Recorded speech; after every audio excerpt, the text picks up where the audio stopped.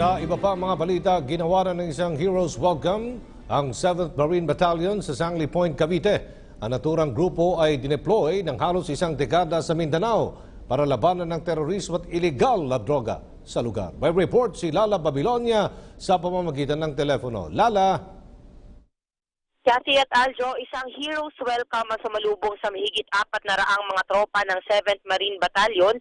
Kaninang hapon nang dumating sila sa Sangley Point Naval Base, Cavite, sakay ng BRP Bacolod City 550.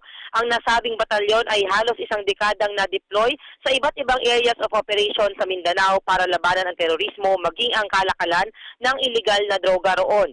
Sa halos isang dekadang pagkadestino sa Mindanao, 26 na major ground operations ang nagawa ng mga tropa ng 7th Marine Battalion at mahigit 10 inkwentro laban sa mga lokal na terorista.